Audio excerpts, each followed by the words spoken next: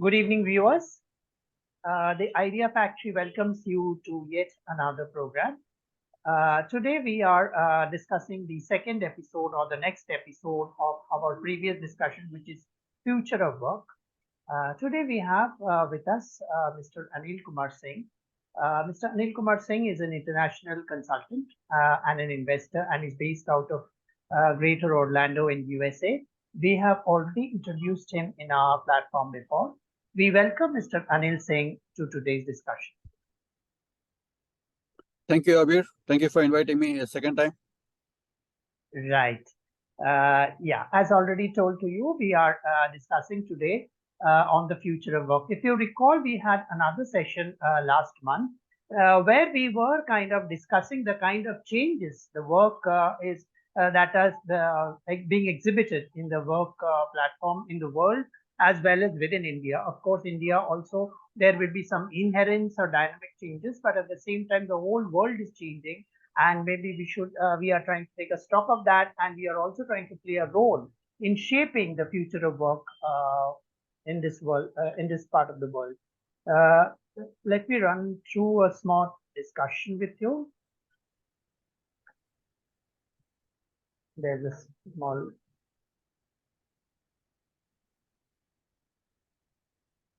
right, right, okay. Yes. Yeah, today's future of work is mostly defined by technologies. As we know, we have come a long way in the world of technologies. And if you look at the post-COVID scenario, we are talking of technologies based mostly because the world is now connected well together through telecom, through internet, through the IT services that we have built up over the last 2, 3 decades. And today we are moving further and further on the kind of technologies that we are talking of. What are the technologies that we are talking of today? Of course, the primary discussion is happening around artificial intelligence. And along with artificial intelligence, there are so many subgroups within that whole process. It had already started in a small way through the social media platforms where when we click something, obviously the system reads the dots and suggests new purchases, new reading, new viewing habits, and things like that. But artificial intelligence is much, much more than that. Okay. We are also talking of metaverse, which is the next level of Facebook, where we are talking of a virtual reality, and people are imagining things in the virtual world before going into the physical platform. So that's a lot of excitement around there. We are also talking about blockchain because blockchain also has moved a bit, where we were talking about interlinkages of reaching out to control or manage the money trail across countries, across geographies, and to know where the money is getting spent in the how it's changing hands, and so many things associated with blockchain. And similarly, there are so many other technologies we are talking about. We are also talking about sustainable technologies because here, when we are talking about sustainability in terms of renewable energy, clean technology. We are talking of global warming aspect. So there's a lot of technology being involved there. So put together, we are at a very high space in terms of technology, and every startup or every small business today has to adopt the right technology to reach out to the world at the quickest possible time. So these are exciting times. So because it is scalable and geography no longer matters. You can do your work from anywhere in the world, and that is a very exciting scenario. And only thing is that is to reach out to the right people and to maintain the proper protocols, the privacy, because businesses are now going out of the physical office model to the anywhere in the world, anytime, anywhere model. That's the model that we are following. So obviously there's a certain amount of control, there's a certain amount of risks involved, but put together there are a lot of technologies that we are talking about. Okay, a little bit just a beginners snapshot of artificial intelligence. As we all know that technology has been mostly automating all the routine kind of jobs that man has been doing so far. So we were outsourcing things, there were automations happening, and people were actually reskilling themselves. Job was moving between geographies, so a lot of things were happening. But today technology is actually mirroring or trying to do what man has been doing in the last decade or so. So whatever intelligence man has applied in his work, a part of it is also getting automated today through machine learning, through speech conversion, as you can see, language processing. NLP is becoming a very hot topic, and so on. So many elements of artificial intelligence come up. So basically, the machine is actually mirroring man's activity, and perhaps to some extent, people are talking of losing jobs. People are talking of, to what extent man will be able to adjust to the new reality, and so many things are happening around it. A little bit, as we told you, it is artificial intelligence itself a huge subject. So we are talking about various elements today. We are talking about chat GPT also, where you go one level beyond which it can search the net and write down topics around you without we writing down the whole process. So writing is getting automated. So we don't even tomorrow, even authors or writers will be able to write books by using chat GPT. Now there are a lot of queries are coming out there. So a lot of exciting things happening around technologies. And with this small introduction, though we are not very heavy on technology, with small introduction, my question to Mr. Anil Singh. Mr. Anil Singh, would you like to add some points to the above discussion? Yes, Abir, thank you for. First, I want to thank you again for inviting me uh, for your discussion. So, going back to the statement which you just made, Abir, the way the working environment is going to be different, right? We can start with. So, when we talk about working environment, there are two major things which come into play, right? One is the manufacturing sector, the other is the service sector. Now, due to the advancement in technologies, as we just mentioned, artificial intelligence and machine learning, the manufacturing industry is going to undergo a lot of changes, drastic changes, not just a lot of changes, but drastic changes. For example, a lot of these manufacturing processes will be taken over by robots and automated data analysis. Correct. For example, in the manufacturing industry, scrap is one of the major problems, right? So once we try to automate these things and collect data from the manufacturing from those machines, we will be able to predict the scrap pretty easily. So these kind of changes will start coming into the manufacturing process. And it's also true, and people are also correct in thinking that some of these automations will take over manual labor, and which is true. But the way we have to look at it is that, yes, the robots will take over the, the repetitive tasks, but the same people can be assigned to something different.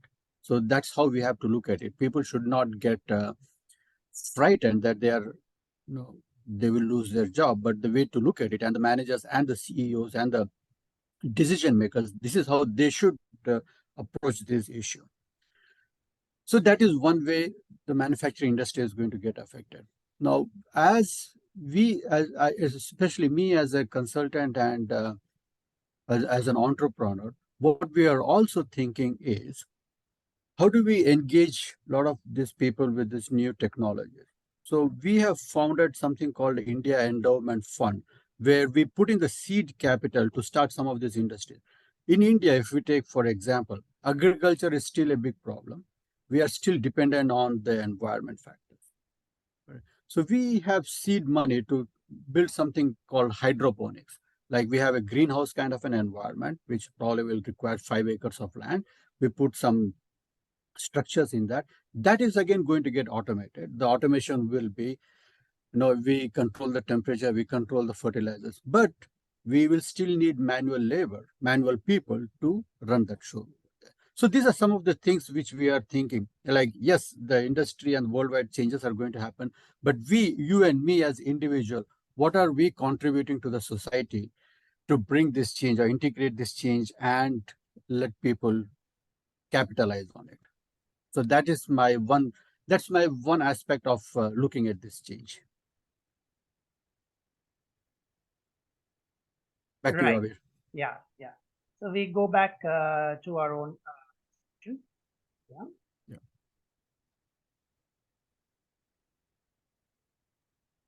Yeah, just 1 minute.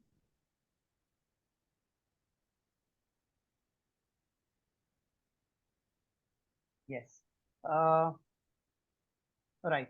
Uh, Yeah. Now we come to the next point, saying that as these trends and technologies are coming, as you rightly said, this is also defining the future jobs. Let us remember, jobs have always been changing. The kind of jobs that we got when we passed out of a college are not the same kind of job that people are getting today. Neither will it be the same when people will come out of colleges 10 years down the line. Jobs have always been changing, but to what extent will these jobs, how better will it be? More important is whether are we offering better jobs to candidates, young boys and girls when they are coming out of colleges after their qualification, and to what extent these technologies are actually helping. So as they gradually build up the jobs portfolio and which kind of evolves over time, let us also understand that it has to be a better version of the jobs that we have been getting so far. And we, the current working population, have a role to play therein designing the future jobs that are available for the young boys and girls. Okay. So having said that, there is a lot of talk, as you rightly said, that a lot of the current jobs are going to be replaced, but this has always been happening right from the time I remember when we used to, the computerization came up. There has always been a certain amount of uncertainty when certain new things happening, and people have always been worried about whether jobs will live. But the real challenge or the real work is not to is to create more and better jobs so that people can rise up the value chain, so that you don't have to do the kind of repetitive work that people used to do, or the kind of work that we used to do when we were working will not be the repetitive work will the new guys will be doing, because we are now enriched, we are not developed, we are now more knowledgeable and more automated. So obviously the routine work will take a backseat, and more intelligent and intellectual work will come into the force. I think the more important point at this point in time is to understand that the new jobs that will be created will require the originality of the individuals much more. As of now, if you look at the jobs around, people are replaced, they say people are replaced in 5 minutes or 10 minutes because the jobs are very, very undifferentiated. Tomorrow, we see that jobs will slowly be differentiated and will be tuned to the skill sets or the capabilities or the talent of the individuals. So we see this is a positive lining to whatever changes are happening. Okay. As we see, these are some of the trends or thoughts that we have. Now, there's a lot of hue and cry still happening because people are not able to adjust to the fact that work can even happen remotely or in the hybrid, and even offices. More important is offices are not able to adjust to the mindset that people can work from their home and even give their output. So typically, if you're looking at the offices which are designing the who are at the helm of creating future jobs, they have to remove that. Remember, they have to adjust to the current scenario that remote and hybrid job is a reality today. Okay, you cannot go back to the old way of working that you have to do a 9 to 5 job and you have to clock in hours. Of course, it will be required at certain parts, as you rightly said about manufacturing, but even manufacturing will be automated, and there will be a lot of elements of manufacturing which will be automatically taken care of, and people will actually have to do the maybe the readings, the judgmental job, and the under decision making, where you have to take an whether the output is required or rejected, and to what extent the output, the minimum wastage is required. So manufacturing takes a new meaning in the new scenario. We are also talking of smart application, because as we are talking about artificial intelligence, everything has to be smart. That means the system will learn the usage over time, and that too in a very on a real time basis, and will offer solution based on the real needs of the individual. So a shoe which has the tracker of the health will understand that this person's weight is a heavyweight person, so it will not send an alarm when they see that the person is a heavyweight, and those signals associated with heavyweight, because it will realize that the shoe belongs to a heavyweight champion. Okay. Similarly, a lot of smart new applications will be coming as we look forward, which will understand, today they are talking of a ring which will read out the parameters of the body. The watch has already come. There will be so many that the spectacles has come, where you can read, and then there will be the speech recognition happening. You will, they will tomorrow, they might even read the mind because you are talking about artificial intelligence. You don't even have to speak. You might even read out the mind out of it. That makes the work scenario very, very exciting. As we told you, the importance of human intelligence is now becoming more, and which is very good for the working population, because in that case you are moving to the next level of work, okay, which we were wanting to do, or maybe we were not happy with the kind of job we were getting. This also gives an opportunity to create the next level of work wherein all your routine activities are getting automated. This is also the time for thought leadership and innovation, as we talk about, because we have been the idea factory, especially we talk about thought leadership and innovation and creativity, so intelligence, creativity, innovation, thought leadership all come together, and these are exciting times for the world population to generate design work, content which has innovation, creativity of the individuals inbuilt into it. We see it is a very positive lining in the whole process. And lastly, we are also talking about customer delight, because there is no end to customer satisfaction. We are all consumers at the end of the day, and there are so many gaps that we see when we buy a product or buy a service, and we see that we are not happy with the service. So there is no end to the kind of expectation that a customer has when he has the product, and that generates a lot of new work. If you look at it from the customer's point of view, automatically a lot of work will automatically be generated, and most businesses perhaps do not look at it from this angle. Perhaps this will actually generate the right one. You have an original idea, but at the same time you also get a feedback from the customer and improve your business model accordingly. Okay, so these are some of the thoughts that I have around the technologies, or the change in the future jobs. Anil, Mr. Anil, would you like to add some points to it?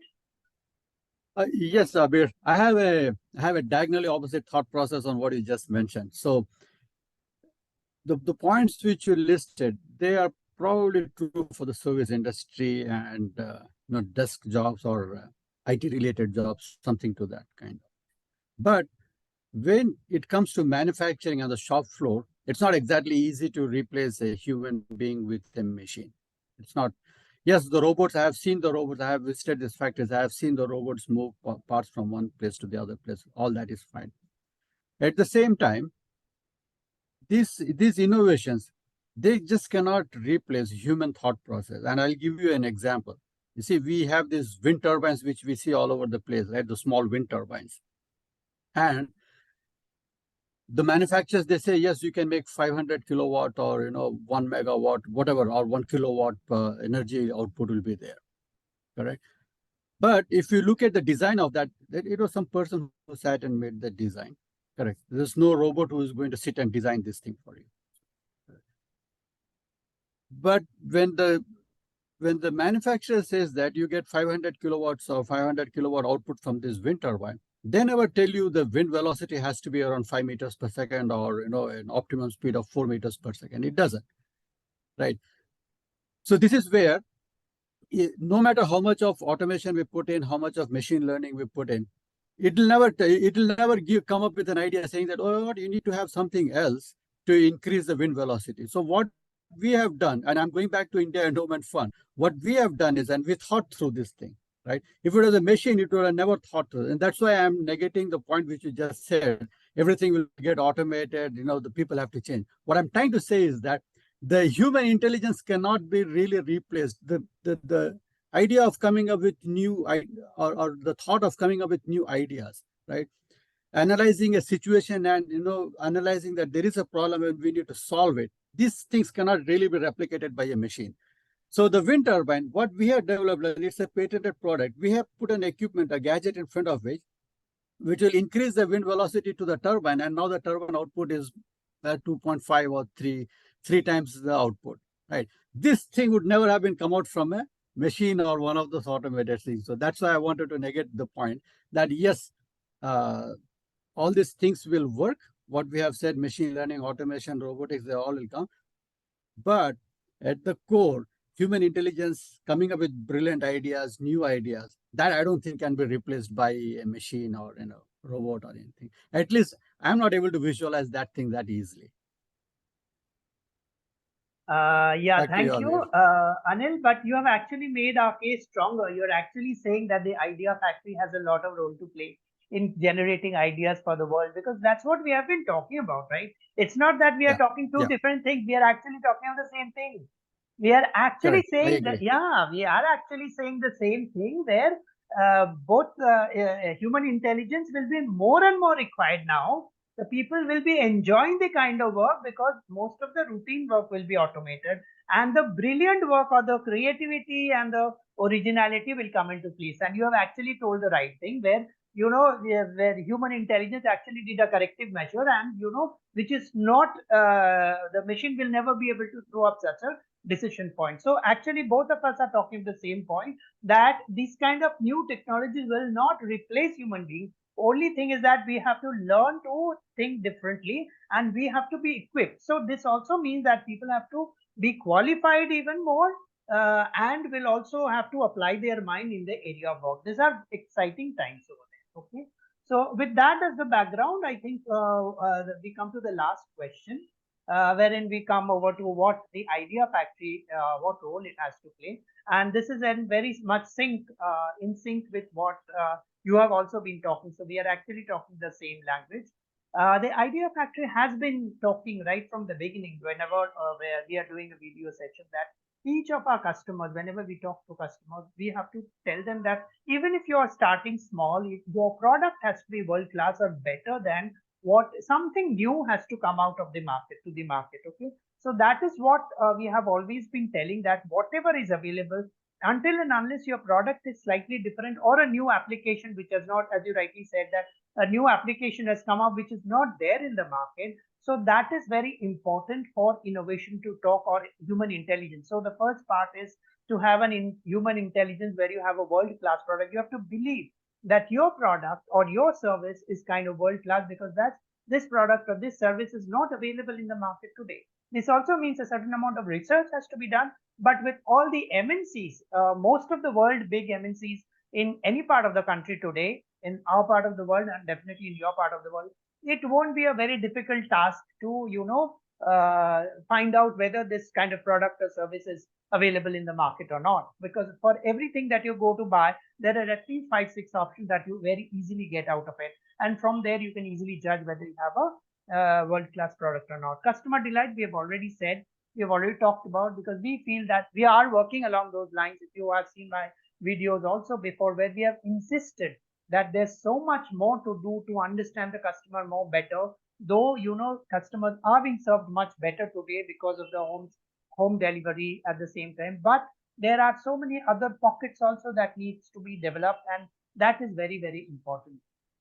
Okay. And if you do a role play, we, especially in Idea Factory, we do a certain amount of role play, considering that we are customers ourselves, and so many new interesting ideas come up, to serve the customer better. So that is a very exciting, and that generates a lot of new ideas for the customer, for the organizations as well. As we have already talked about, the talent has to be reskilled or has to be taken one level up, because your routine jobs, or the lower level of the replaceable kind of jobs will be automated. And as you can rightly said, yesterday, the or 1 week back, I was hearing about an news anchor, which is a robot, which is a very exciting kind of thing. But imagine the news anchor to be will the anchor, if you want to do a brainstorming, will the AI intelligence enabled anchor, will it be able to do a reading job which is as good as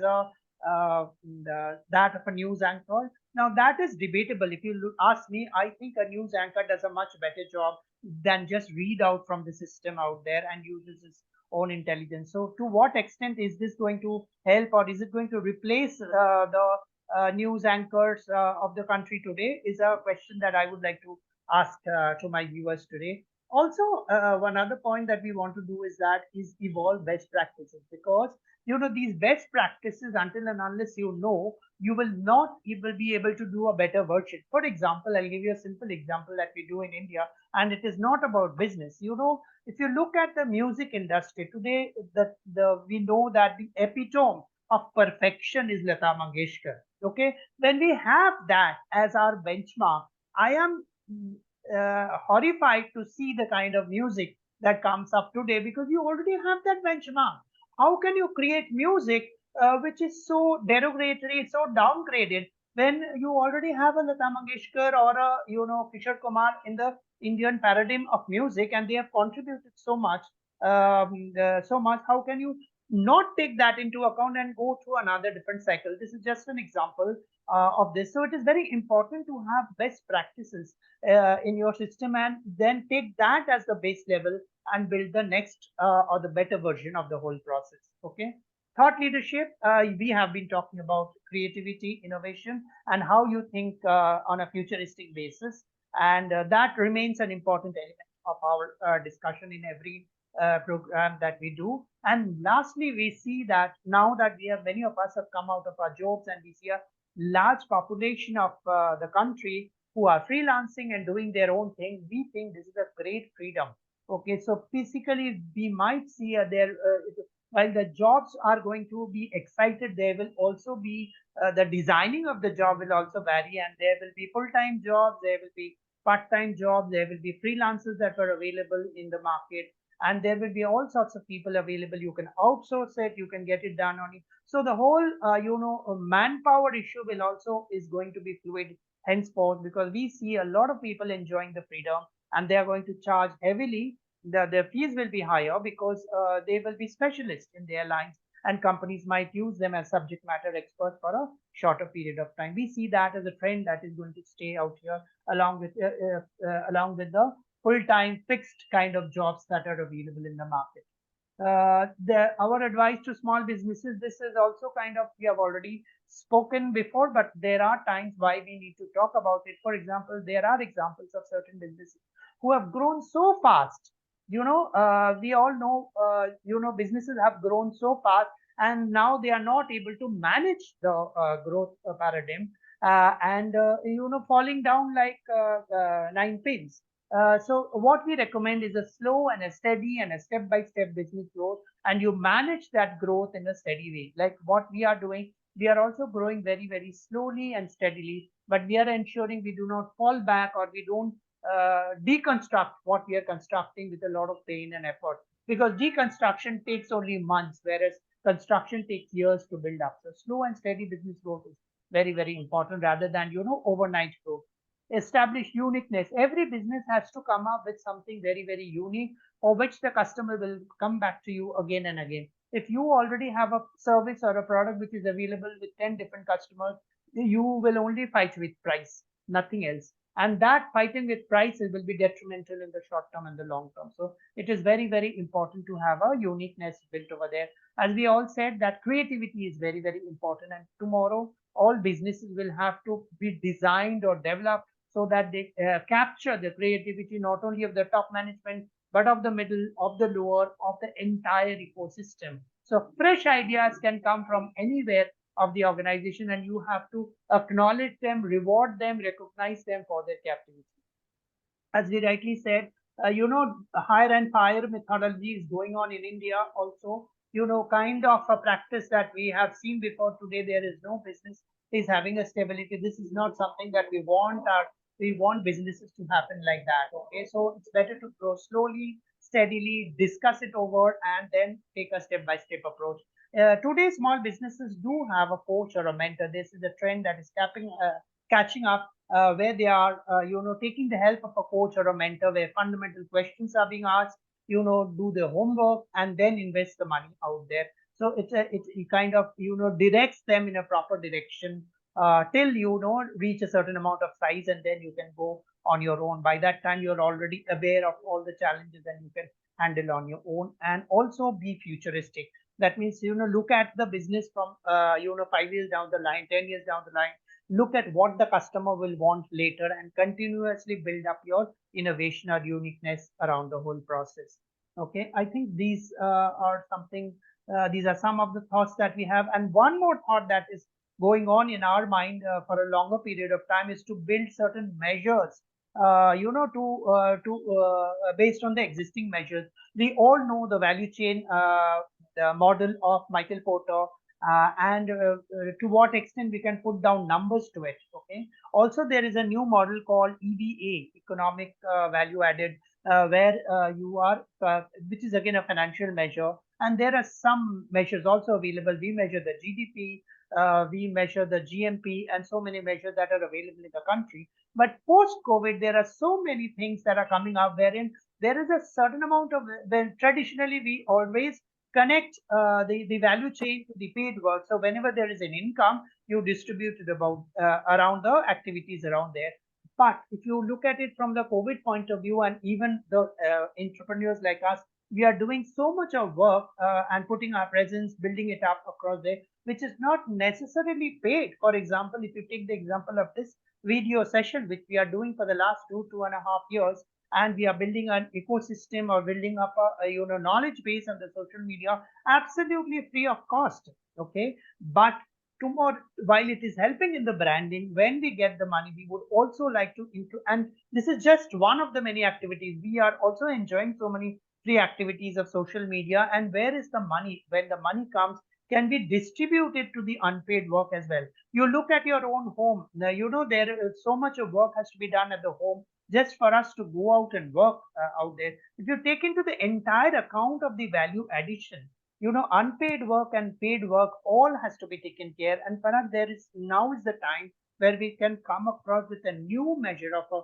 value add. I've still not thought of the name, but this is an exciting period. And I have talked about this in my book also 3 years back. And again, I'm talking about it in this video where there is an opportunity to work on the value add model. How much value can be added? So distribute the money that you get between the paid work and the unpaid work and build a new measure. Maybe tomorrow we can have a new definition of a GDP or across the nations. And, maybe we can, our output could be much more bigger and more, significant vis-a-vis what we are showing as our output today. I think these are some of the thoughts that I have.